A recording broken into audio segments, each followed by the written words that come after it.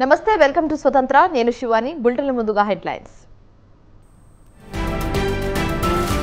రేపు దేశంలో సార్వత్రిక ఎన్నికల కౌంటింగ్ తేలనున్న అభ్యర్థుల భవిత్వం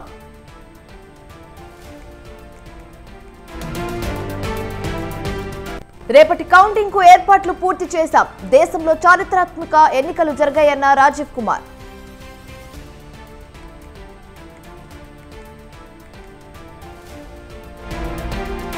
తెలుగు రాష్ట్రాల్లో కౌంటింగ్ కేంద్రాల వద్ద బందోబస్తు మూడంచెల భద్రత ఏర్పాటు చేసిన పోలీసులు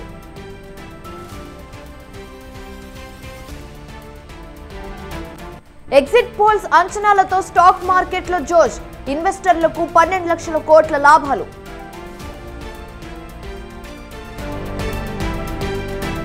పిన్నెల్లి రామకృష్ణారెడ్డిపై సుప్రీంకోర్టు ఆంక్షలు కౌంటింగ్ సెంటర్ కు వెళ్లవద్దని పిన్నెల్లికి ఆదేశం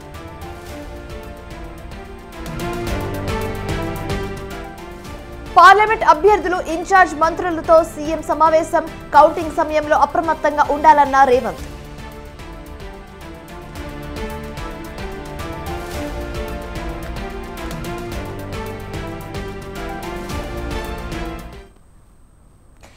ఏపీ ప్రభుత్వ సలహాదారుడు సజ్జల రామకృష్ణారెడ్డి మాట్లాడుతున్నారు ఇప్పుడు లైవ్ లో చూద్దాం అది కోర్టుకు వెళ్తే దక్కాలి అది ఇండిపెండెంట్ వ్యవస్థ అది ఇండిపెండెంట్ వ్యవస్థ కానీ మాకున్న హక్కు పొలిటికల్ పార్టీగా ఏదో దాన్ని అయితే పూర్తి ఎగ్జాస్టివ్గా వాడుకున్నాం కౌంటింగ్ ఏజెంట్లకు సంబంధించి రిలేవర్స్ ఈసారి ఉండకూడదని చెప్పి కూడా కొత్తగా ఇంకొక నిర్ణయం తీసుకుంది ఏది కౌంటింగ్ ఏజెంట్లకు రిలేవర్లు అవసరం లేదు అనేది ఈసీ తీసుకున్న నిర్ణయం సార్ ఎందుకని ఇలాంటి వివాదాస్పద నిర్ణయాలు ప్రతిదీ ఇవే కాదు చాలా చోట ఈసారి కనిపిస్తున్న ఖచ్చితంగా ఒకటే అంటే చంద్రబాబు నాయుడు అనే వ్యక్తి ఎవరైతే సిస్టమ్స్ను మ్యానిపులేట్ చేయడం నేను మ్యానిపులేట్ చేయగలను నా శక్తి ఇంత ఉందని చూపే రకంగా ఒక రౌడీ అయితే ఎలాగైతే రౌడీజం చేసి అందరినీ భయపెట్టి ఇచ్చేస్తాడు సిస్టమ్ మీద నా కంట్రోల్ ఉందని చూపే ప్రయత్నం ఎలక్షన్ కమిషన్ మీద నా కంట్రోల్ ఉందని చెప్పే ప్రయత్నం గత 2 నెలలుగా మీరు అందరూ గమనిస్తున్నారు కూటమిని పొత్తు పెట్టుకున్నప్పటి నుంచి ఈసీ కోడ్ వచ్చినప్పటి నుంచి అది అధికారుల బదిలీల్లో కావచ్చు అడ్డగోలు నిర్ణయాలు అప్పటికప్పుడు తాత్కాలికంగా తీసుకుంటున్నవి కావచ్చు ఏదైనా సరే అన్నిట్లో తన ప్రభావం ఉంది అని చూపుతున్నారు అది చూపించి అధికార యంత్రాంగం మీద పట్టు సాధించే ప్రయత్నం చేశాడు అవన్నీ కూడా ఇక్కడికి వచ్చేసరికి పాచికలేమి పారవు అది ఏదైనా ఉంటే సైకలాజికల్గానో మానసికంగానో ఆయన నమ్ముకున్న వాళ్ళకు కొంత టెంపరీ ఆనందాన్ని ఇస్తుంది లేదా అధికారులు కొంతమంది భయపడి ఎందుకైనా మంచిది వీళ్ళు చెప్పినట్టు ఉంటే బెటర్ కదా అని వాళ్ళ చెప్పినట్టు ఫాలో అయ్యే అవకాశాలు ఉంటాయేమో కానీ యాక్చువల్ ఓటింగ్ దీనికైతే దాని ఇంపాక్ట్ క్రియేట్ చేయదు కానీ ఆయన నేచర్ ఏది ఉందో అది ఈసారి కూడా చూపించాడు చంద్రబాబు నాయుడు బీజేపీతో పొత్తు పెట్టుకున్నాక తర్వాత ఇమ్మీడియట్ ఎన్నికల కమిషన్ మీద తన పట్టు బిగించడం ఎన్నికల కమిషన్ కూడా అలాగే ఆయన ఎలాంటి ప్రెషర్ తెచ్చినా వాటన్నింటికి తలొగ్గడం కూడా ఈసారి ప్రత్యేకంగా కనిపిస్తుంది బహుశా వాళ్ళ నేషనల్ స్ట్రాటజీ బీజేపీ నేషనల్ దీనిలో పార్ట్గా సౌత్లో 4 సీట్లు ఎక్కువ వచ్చినట్టు చూపించుకునే ప్రయత్నంలో భాగంగా ఈ సైకలాజికల్ ఇది క్రియేట్ చేశారేమో అని అనిపిస్తుంది సార్ సోషల్ మీడియాలో కొంతమంది రెచ్చగొట్టే వ్యాఖ్యలు చేస్తున్నారు మీ పార్టీ కార్యకర్తలకు రేపటి కోసం ఎలాంటి సూచనలు ఏం చేయగలరు వాళ్ళు ఏం చేస్తారు ఇంత బలమైన పార్టీ వాళ్ళు ఏదో దాన్ని ఏమంటాం మానసిక ఆనందం కోసము ఆత్మతృప్తి కోసము సోషల్ మీడియాలో 4 వార్నింగ్లు ఇస్తే ఏదో అంటారు ఇది ఉడత చప్పుళ్లకు ఎదిరేవాళ్ళు ఊరుంటారు ఇక్కడ దాని గురించి పెద్ద లెక్కలేకేసుకోవాల్సిన అవసరం లేదు బట్ ఓవరాల్ నేనైతే వీఆర్ వెరీ కంఫర్టబుల్ మళ్ళీ చెప్తున్నాం బ్రహ్మాండమైన మెజారిటీతో రేపు మళ్ళీ జగన్మోహన్ రెడ్డి గారు రెండోసారి ప్రమాణ స్వీకారం చేయబోతున్నారు సార్ మీ మీద కేసు పెట్టారు తర్వాత ట్రైన్ నాని గారి మీద కూడా కేసు పెట్టారు ఇలాంటి క్లియరెన్స్ బయట ఉంటే కనుక కౌంటింగ్ కూడా ఇబ్బంది వచ్చేటువంటి పరిస్థితి ఉందని టీడీపీ కామెంట్ చేస్తుంది ట్రోల్స్ కూడా చేస్తాం అవును అదే కోర్టు ఇచ్చి దాని ప్రకారం పోవాల్సి వస్తుంది మాకు సంబంధించిన వాడు కేసు పెట్టి చంద్రబాబు నాయుడు కూడా మా వాళ్ళు కేసు పెట్టారు అవేముంది కేసులు నడుస్తుంటాయి ఈ ప్రాసెస్ ఏది చేసినా నేను అనేది అసలు విషయం ఏదైతే పోలింగ్ ఏదైతే ఉందో అది అయిపోయింది కౌంటింగ్కు రేపటికి వస్తున్నాము ఏదైనా రేపు మధ్యాహ్నానికి తేలిపోతుంది రిజల్ట్ తేలిపోతుంది ఒకవేళ గతంలో మేము ప్రతిపక్షంలో ఉన్నప్పుడు ఎట్లా బిహేవ్ చేశాము వ్యవహరించాము అధికారంలో ఉన్నప్పుడు అలాగే వ్యవహరించారు. చంద్రబాబు నాయుడు అధికారంలో ఉన్నప్పుడు ఎంత దుందుడుగా బిహేవ్ చేసేవాడు, ప్రతిపక్షంలో ఉన్నప్పుడు కూడా అలాగే దుందుడుగా బిహేవ్ చేస్తున్నాడు. ఆ రోజు సీఈఓ మీద అటాక్ చేశాడు. ఈరోజు ఎన్నికల కమిషన్ ద్వారా ఇంకో రకంగా అధికార యంత్రాంగం మీద పట్టు బిగించి ఆ రకంగా అటాక్ చేస్తున్నాడు. ఆయనకన్నా అలవాటు అది.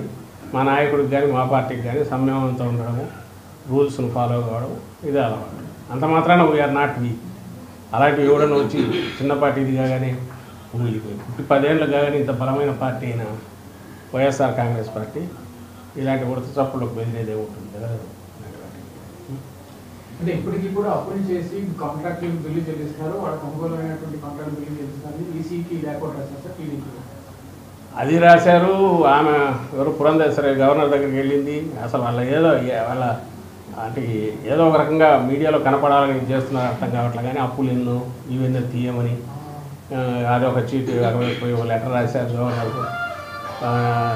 నిజంగా వాళ్ళకి ఏదన్నా వాళ్ళు అధికారంలోకి వస్తున్నారని తెలిస్తే 2 రోజులు వెయిట్ చేస్తే వెళ్ళిపోయేదానికి పోవాల్సిన అవసరం లేదు. ఏదో ఒక హడావుడి చేయాలి అనేది ఒకటి వాళ్ళకి కనపడుతుంది. ఆ హడావుడి చేయడంలో పోగానే ఇలాంటివి రాస్తున్నారు, ఇలాంటివి అలాగే లేఖలు పోయిస్తున్నారు. కానీ చంద్రబాబు నాయుడు మాత్రం సైలెంట్గా ఉన్నాడు, గమనించలేదు. ఆయన మాత్రం ఎక్కడ మాట్లాడట్లా, చాలా గుంభనంగా వ్యవహరిస్తున్నాడు. ఎక్కడ కూడా ఇంతవరకు కామెంట్ చేయట్లా. బహుశా తనకు పిక్చర్ తెలుసు కాబట్టి రేపు ఏం జరగబోతుంది అనేది దానికి మెంటల్గా ప్రిపేర్ అయినాడు. ఓకే, ఆయన అసలు ఉన్నట్లేదు, దేశంలో ఉన్నట్లేదు నాకు తెలిసి. ఈరోజు బ్యాక్ వచ్చాడా? ఇన్నాళ్ళు అయితే దేశంలో లేడు. స్టేట్లో 21 ఎంపీ సీట్లు కొట్టేయబోతున్నాం అని చెప్పని అరుణ్ సింగ్ బీజేపీ లీడర్ కూడా నిన్న చంద్రబాబు సమక్షంలో ప్రకటించారు. ఏ కాన్ఫిడెంట్తో వాళ్ళు ఆ విధంగా మాట్లాడుతున్నారు? అంతే కదా, 2 నుంచి మాకు 4 ఇస్తే 21 వాళ్ళకే కదా. నిన్న ఆ survey India today my axis survey జరిగింది కదా, దాంట్లో నిన్న అసెంబ్లీ చెప్పినట్టున్నారు వాళ్ళకి చేసి. అది నిన్న కూడా అన్నా కదా, మాకు 2 చాలా జనరస్గా 2 నుంచి 4 ఇచ్చాడు. పాపం ఆయన బీజేడీ వాళ్ళకైతే 0 పెట్టేట్టున్నాడు, 0 పెట్టేట్టున్నాడు. అలాగే కానీ అవి మీరు చూడండి, 2 నుంచి 4 అంటే మళ్ళీ అసెంబ్లీకి వచ్చేసరికి కొంచెం జనరస్ కొంచెం మరింత ఎదిగిపోయాడు. కానీ అసెంబ్లీ లెక్కలే మీరు చూస్తే మై యాక్సిస్ అనే దాంట్లో మరి జనసేనకు ఎవరో నాకు మార్నింగ్ గుర్తు చేశారు, 7% ఓట్ షేర్ ఇచ్చారు.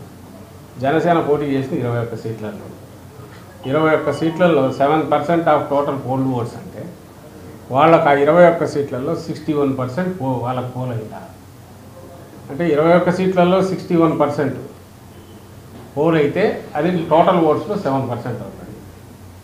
అది ఏమన్నా అది లెక్కేనా అంటే వాటికి ఏ లెక్కలు వేసుకుని కలపాలను చూస్తే ఎట్లా చేసినా కుదరట్లేదు అనుకుంటా. ఆ 400 400 20 అని ఎందుకు తెలియదు కానీ 400 దగ్గర అయినారు.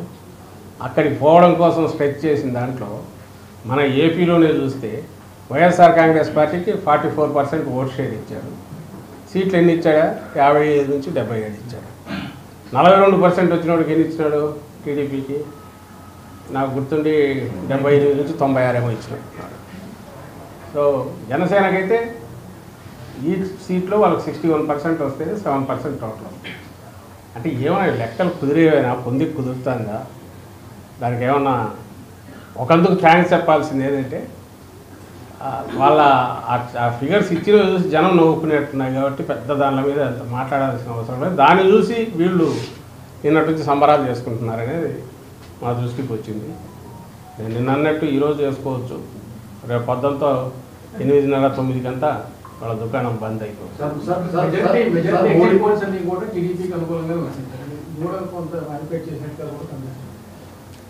టీడీపీకి అనుకూలంగా రావడం కంటే కూడా నేషనల్ బీజేపీ దాంట్లో పార్ట్గా మేము 10 రోజుల నుంచి చెప్తున్నాం. నార్త్ పోతుంది, సౌత్లోంచి ఏదో తెచ్చుకోవాలి, 400 అన్నారు కాబట్టి 400 దగ్గరికి రీచ్ కావాలనే ప్రయత్నం.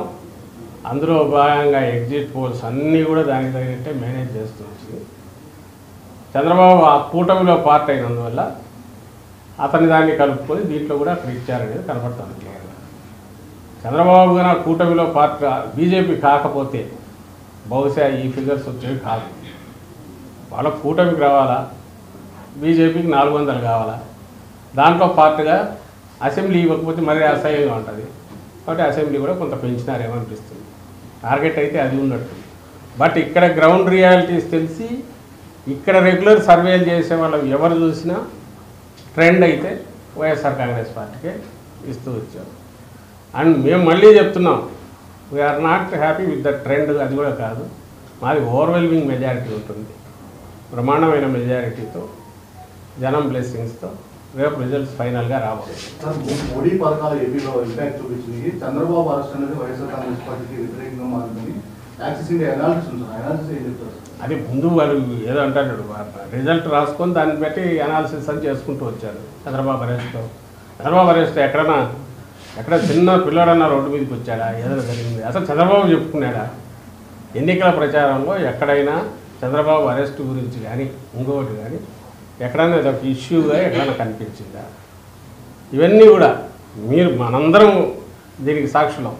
మేమున్నాము, మీరున్నారు, మీడియా అంతా ఉంది, ప్రజలు ఉన్నాయి. ఆయన ప్రచారంలో ఎంతసేపు జగన్మోహన్ రెడ్డి గారికి తిట్టుకోవడం తప్ప, తిట్టడం తప్ప, అలాగే ల్యాండ్ టైటింగ్ యాక్ట్ ఇట్లాంటివేవో తీసుకొని సంబంధం లేదు తీసుకురావడం తప్ప, ఏ రోజన్నా ఇది ఒక అంశమైందా? లేదా అదేది ఆయన ఇచ్చిన హామీల గురించి ఒక అంశమైందా? ఏది కాలేదుగా. అసలు ఆయన అరెస్ట్ అయిన రోజులు ఎక్కడన్నా ఒక చిన్నపాటి ప్రొటెస్ట్ అన్నా జరిగిందా? ఎవరన్నా పట్టించుకున్నారా ఆయన అరెస్ట్ గురించి? అదే రెండవది, అది సిస్టమ్ చేసిన అరెస్టు, కోర్టు విధించిన రిమాండ్, దానికి సంబంధించి ఎందుకు అవుతుంది? ప్రజలు దీన్ని ఎందుకు చూపిస్తారు? చూపిస్తే ఆయన బయటికి రాగానే నీరాజనాలు పట్టిందారు. ఎక్కడ పెట్టారు? ఎక్కడొచ్చారు? జగన్మోహన్ రెడ్డి గారికి పెట్టారు. జగన్మోహన్ రెడ్డి గారు సిద్ధం సభల పేరు జరిగితే ఎంటైర్ వరల్డ్ అటువైపు చూసింది. అంతగా జనం వచ్చారు, మీరు గమనించారు. ఆయన చేసిన లాస్ట్లో మొత్తం ఆల్మోస్ట్ 140 కాన్స్టిట్యుయెన్సీ పైన విజిట్ చేస్తే దాదాపు అన్ని రకాల పద్ధతుల్లో ఎట్లా తరలి వచ్చారనేది చూశారు. ఇలాంటి క్రైటీరియా చెప్పుకుంటే 1,00,000 కనపడతాయి. ఎందుకు జగన్మోహన్ రెడ్డి గారి పట్ల ప్రజలు సానుకూలంగా ఉన్నారు, వైఎస్ఆర్ కాంగ్రెస్ పార్టీ పట్ల అని చెప్పడానికి ఒక 100 ఇవి కనిపిస్తాయి. అవైపు ఏం కనిపిస్తాయి అంటే అందరూ కలిసి ఏకమయ్యారనేది ఒకటి తప్ప ఏది సంబంధం లేని వాళ్ళు కామన్ మేనిఫెస్టో కూడా చెప్పుకోలేకపోయారు కదా. మేమందరం వస్తే ఇది చేస్తామని కూడా చెప్పలేకపోయారు. మరి జనం ఎందుకు వాళ్ళకి అంతగా ఇది పడతారు? ఎక్సెప్ట్ వాళ్ళు తయారు చేసుకున్న వండుకున్న ఎగ్జిట్ సర్వేలో తప్ప వేరే రకంగా అది కనపడేది కూడా కాదు.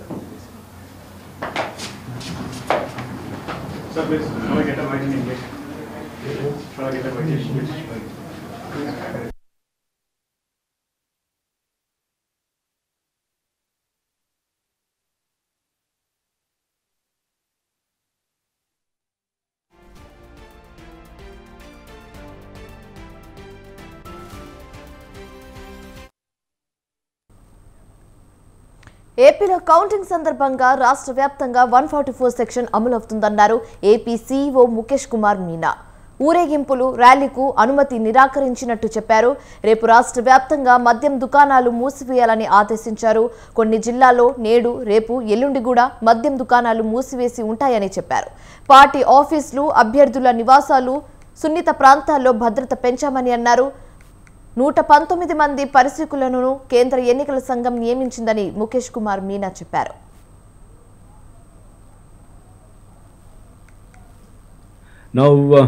అదే దృష్టి చేసుకొని ఈసారి డ్యూరింగ్ దిస్ కౌంటింగ్ ఇట్లాంటి సంఘటనలు జరగకూడదు. దీనికోసం అప్పుడే ఎలక్షన్ కమిషన్ 16th మీటింగ్ జరిగినప్పుడు, అంటే 16th మే ఎలక్షన్ అయిన తర్వాత సిఎస్ గారిని, డీజీ గారిని అక్కడ పిలిచారు. మీటింగ్ అయిన తర్వాత వాళ్ళ రిక్వెస్ట్ ప్రకారం 25 ఎక్స్ట్రా కంపెనీస్ ఇవ్వడం జరిగింది. ఇన్ఫ్యాక్ట్ మనకు ఇనీషియల్గా 21 కంపెనీస్ కౌంటింగ్ సెంటర్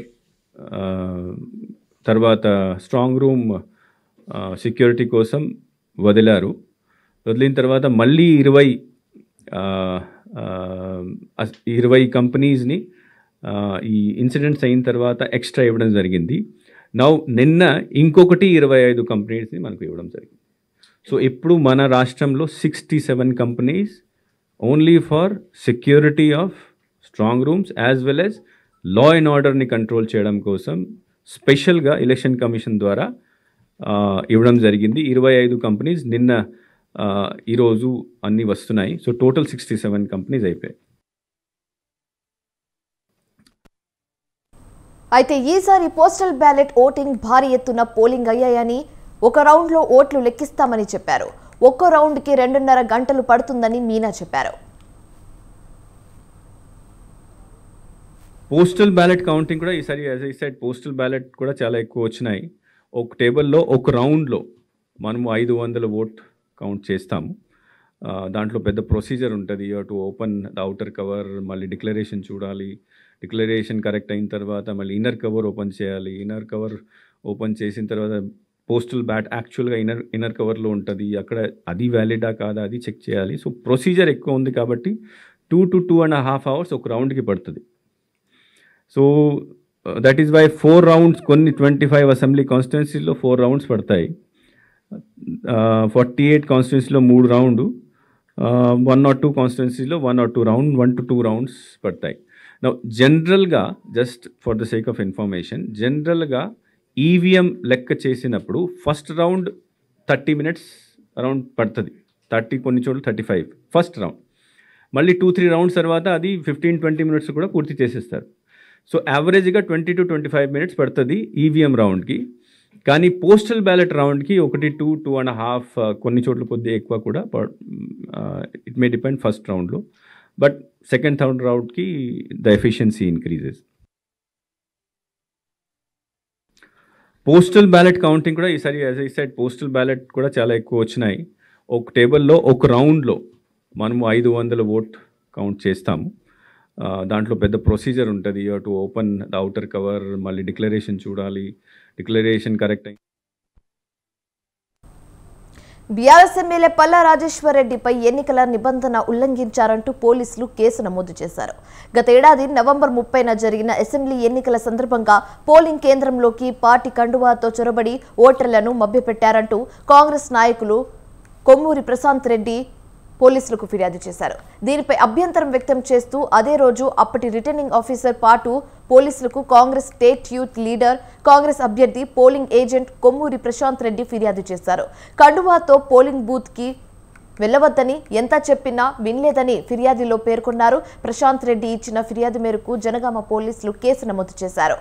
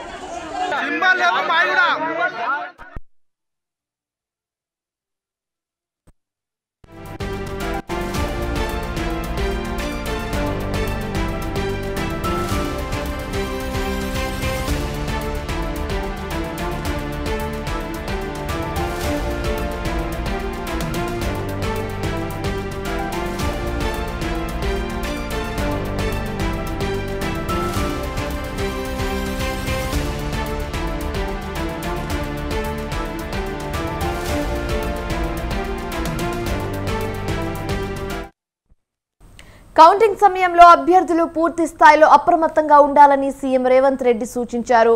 పార్లమెంట్ అభ్యర్థులు, ఇన్ఛార్జ్ మంత్రులు, ఏఐసీసీ సెక్రటరీతో సీఎం రేవంత్ రెడ్డి జూమ్ సమావేశం నిర్వహించారు.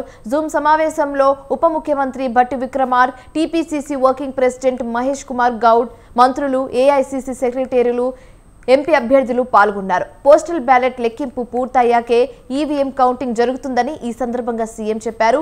పోటాపోటీ ఉన్న నియోజకవర్గాల్లో నిర్లక్ష్యం వద్దని దిశానిర్దేశం చేశారు.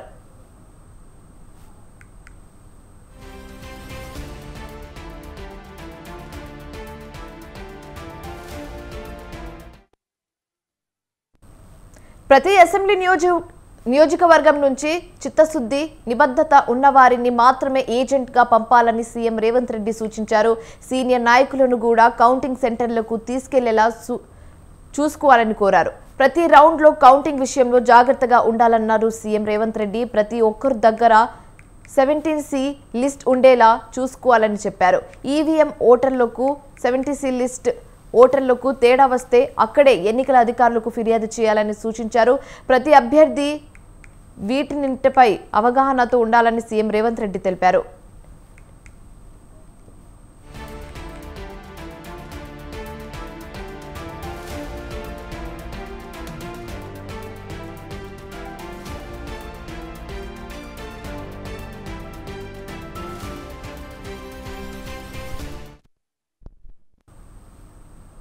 ఏపీలో విడుదలైన ఎగ్జిట్ పోల్స్ లో ప్రధాన పార్టీల నేతల్లో గందరగోళం నెలకొంది. ఈ క్రమంలో వైసీపీ నేత సజ్జల చేసిన వ్యాఖ్యలని బీజేపీ ఏపీ రాష్ట్ర ముస్లిం మైనారిటీ మోర్చా అధ్యక్షులు షేక్ బాజీ ఖండించారు. ఎలక్షన్ ముందు సిద్ధమన్న వైసీపీ ఎగ్జిట్ పోల్స్ విడుదలయ్యాక స్వరం మార్చారని అన్నారు. ఎగ్జిట్ పోల్స్ లో ఎన్డీఏ కూటమికి అనుకూలంగా రావడంతో సజ్జల తీరు మారిందని చెప్పారు. 2019లో ఎగ్జిట్ పోల్స్ ఫలితాలు వైసీపీకి అనుకూలంగా వస్తే ఫ్యాన్ గాలి ఉందన్నారు. ఇప్పుడు 2024 ఎగ్జిట్ పోల్స్ ఫలితాలు ఎన్డీఏ కూటమికి అనుకూలంగా వస్తే మాత్రం సహించలేక మోదీపై విషకక్కుతున్నారని మండిపడ్డారు. అయితే కేంద్రంలో ఎన్డీఏ, రాష్ట్రంలో కూటమి అధికారంలోకి వస్తుందంటున్న బీజేపీ నాయకులు షేక్ బాజీతో మా ప్రతినిధి సంతోష్ ఫేస్ టు ఫేస్. ఏపీలో 175 అసెంబ్లీ 25 పార్లమెంటుకి సంబంధించినటువంటి అభ్యర్థుల ఫలితాలు అనేది కూడా రేపు విడుదలవబోతూ ఉంది. ఇప్పటికే ఎగ్జిట్ పోల్స్ అనేవి కూడా రావడం జరిగింది. అయితే ఈ నేపథ్యంలో చూసుకున్నట్లయితే కనుక వైసీపీ సంబంధించినటువంటి ప్రభుత్వ సలహాదారు సజ్జల రామకృష్ణారెడ్డి చేసినటువంటి వ్యాఖ్యలు చూసుకున్నట్లయితే కనుక ఈ యొక్క ఎగ్జిట్ పోల్స్ అన్నీ కూడా ఎన్డీఏ కావాలని చేపించింది అంటూ కూడా అనుకూలంగా ఉండే విధంగా కూడా చేపించింది అంటూ కూడా కీలకమైనటువంటి వ్యాఖ్యలు చేశారు. దీనిపై అయితే కనుక బీజేపీ ఏపీ రాష్ట్ర మైనారిటీ మోర్చా అధ్యక్షులు షేక్ బాజీ ఉన్నారు, వారితో మాట్లాడుదాం. సార్, సజ్జల వ్యాఖ్యలు చూసుకున్నట్లయితే కనుక ఏదైతే ఎగ్జిట్ పోల్స్ వచ్చాయో అన్నీ కూడా ఎన్డీఏకి అనుకూలంగా కావాలని చేపించారు అంటూ కూడా చేసినటువంటి వ్యాఖ్యలు మీరు ఏ విధంగా చూస్తారు? 2019లో వైసీపీ పార్టీ గెలుస్తుంది అని చెప్పని అనేక సర్వేలు ఇచ్చాయి. ఆ రోజున ఇదే సజ్జల ఏం మాట్లాడాడు? సర్వేలన్నీ కూడా మాకు అనుకూలంగా ఉంది అనేది చెప్పి గంభీరంగా మాట్లాడాడు. మరి వాళ్ళ గంభీరం కాస్త పిరికితనంగా ఎందుకు మారిపోయింది?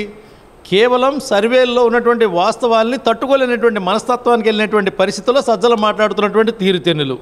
సజ్జల ఒక మాటకి రెండో మాటకి పొంతిక లేనటువంటి పరిస్థితిలోకి రావడానికి ఉన్నటువంటి స్థితి ఏంటంటే రాష్ట్రంలో ప్రజలు ఇచ్చినటువంటి తీర్పు ఈ ప్రభుత్వానికి శర్మగీతం పలుకుతుంది. అది వాళ్ళకి అర్థమైంది. కాబట్టి పాపం ఇవాళ దేన్ని నమ్మలేమంటే ఇప్పుడు ఆ నమ్మాము అన్నాం అనుకోండి, ఆ కౌంటింగ్లో ఏజెంట్లు ఉంటారు కదా, కాబట్టి సజ్జలు కూడా తన వంతు పాత్ర చేయాల్సినటువంటి పని ఆయన చేశారని చెప్పి మనం భావించవచ్చు. ముఖ్యంగా ఈ పోస్టల్ బ్యాలెట్ విషయం కూడా ఇప్పుడు బాగా ఎక్కువగా ప్రచారం జరుగుతూ ఉంది. పోస్టల్ బ్యాలెట్లో ఇప్పుడు ఏదైతే అధికారి సంతకం ఉంటే చాలు, హోదా దానికి సంబంధించినటువంటి స్టాంప్ లేకపోయినా చెల్లుబాట్లు అవుతాయని చెప్పి ఎన్నికల సంఘం చెప్పింది. కానీ వాళ్ళు ఒక పక్క వైసీపీ వాళ్ళు సుప్రీంకోర్టును ఆశ్రయించడం కూడా జరిగింది. దీన్ని ఏ విధంగా పారిపోతూ ఏదో ఒక కొమ్మ అండగాగాలనేటువంటి పరిస్థితికి వచ్చినటువంటి నీళ్లలో మునిగిపోతున్నటువంటి ఒక జీవి లాంటి పరిస్థితి వాళ్ళ వైసీపీ పార్టీ. మొన్నటి వరకు వాళ్ళు ఏం చేశారు? మేము సిద్ధం అన్నారు. సిద్ధం అంటే యుద్ధానికి సిద్ధం అని చెప్పని ప్రజలు భావిస్తారు. సిద్ధం అంటే చివరికి ఏమర్థమవుతుందంటే పారిపోవడానికి సిద్ధం అనేది అర్థమయ్యేటువంటి పరిస్థితి చేశారు. గంభీరమైనటువంటి ఉపన్యాసాలు, గాండ్రింపులు, మైకుల ముందు అరుపులు అన్నీ కేవలం వట్టి మాటలేననేటువంటి అనుమానం ఇప్పుడు కలుగుతూ ఉంది. ఎందుకంటే ఎన్నికలలో ఎవరైతే ఉద్యోగ వ్యవస్థ ఆంధ్రప్రదేశ్ రాష్ట్రంలో ఉందో అది ఎట్టి పరిస్థితిలో ఈ ప్రభుత్వానికి సహకరించడం అనేది సుస్పష్టం.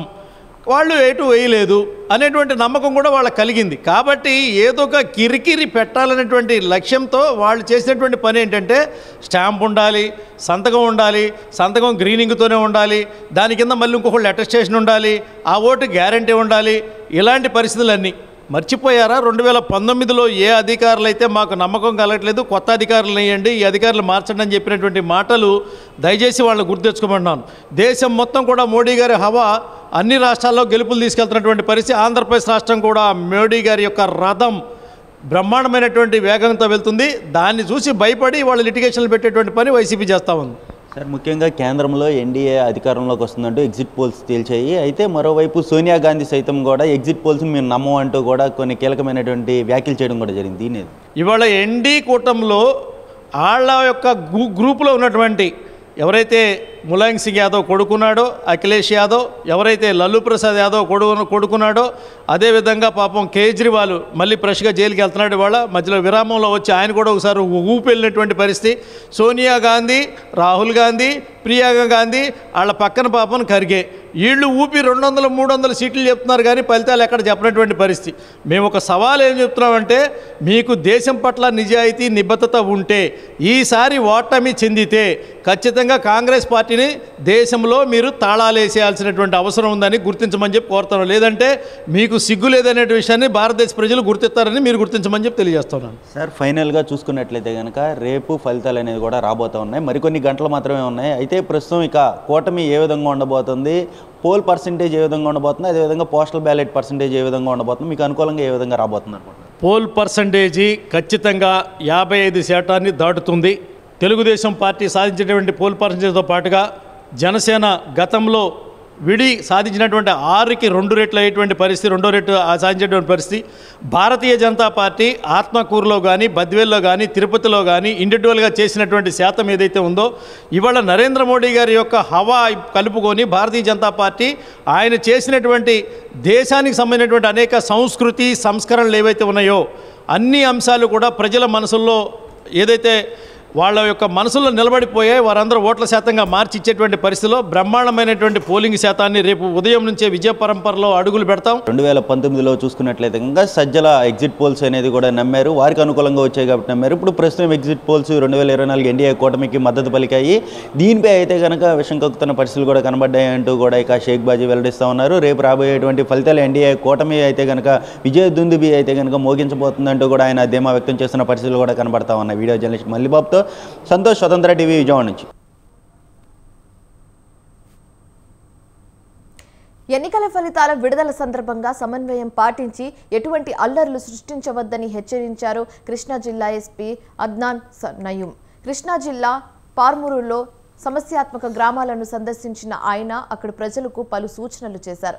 రాష్ట్ర వ్యాప్తంగా 144 సెక్షన్ ఉన్న నేపథ్యంలో ప్రతి ఒక్కరూ తమకు సహకరించాలని, ఎటువంటి అవాంఛనీయ సంఘటనలు జరగకుండా చూడాలన్నారు. అలాగే రాజకీయ పార్టీల నాయకులు, కార్యకర్తలు, అభిమానులు సమన్వయంతో మెలగాలని సూచించారు. అదేవిధంగా ఎటువంటి విజయోత్సవ ర్యాలీలు, డీజేలు, బాణసంచ పేలుళ్లు లాంటి చర్యలకు ఎవరు పాల్పడవద్దని ఎస్పీ హెచ్చరించారు. అల్లర్లకు పాల్పడిన కఠిన చర్యలు తీసుకుంటామని, ప్రతి ఒక్కరూ సహకరించాలని ఎస్పీ అద్నాన్ కోరారు. ఫైనల్ కౌంటింగ్ రోజులో అయిపోతుంది. రేపు ఈ టైం వరకు వీళ్ళు already have the clear trend. సాయంత్రం వరకు ఈ కౌంటింగ్ ప్రాసెస్ క్లోజ్ అవుతున్నాయి. ఇప్పటి వరకు లా అండ్ ఆర్డర్ ఎట్లా మెయింటైన్ చేశారు అటు కూడా రేపు ఎల్లుండి 6 వరకు అట్లాగే మెయింటైన్ చేయాలి. ఎంసీసీ అమల్లో ఉన్నాయి, సెక్షన్ 144 సిఆర్పిసి అమల్లో ఉన్నాయి, సెక్షన్ 30 పోలీస్ యాక్ట్ లో అమల్లో ఉన్నాయి. So that is giving us definite powers to use force. No gatherings will be allowed. Gathering వచ్చేస్తే we will be using force. Case కూడా కట్టడం జరిగింది ఆ టైం. No firecrackers లేదు, DJs లేదు, no major processions, no victory processions, nothing will be allowed. No taunting or harassment of the losing candidate will be allowed. Party offices, residences, important leaders ki no, we will be putting proper security. Any పరిస్థితిలో nobody will be allowed to target the opponent. చిన్న స్థాయి leader, mandal స్థాయి leaders కి అందరికి we are providing ensuring protection so that nobody is harassed. రేపు final counting రోజులో అయిపోతుంది. రేపు ఈ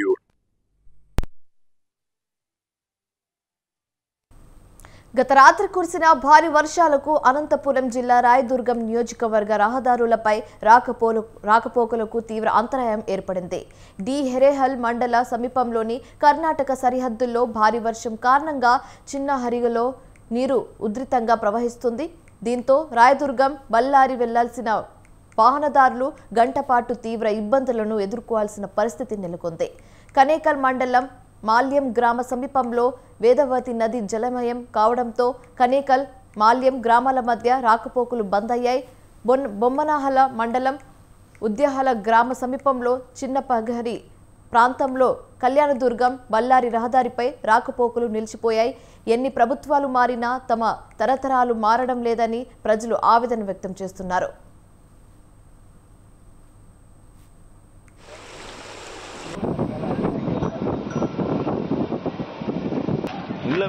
ಕಳಿಸ್ಬೇಕಲ್ಲ ಸಾರ್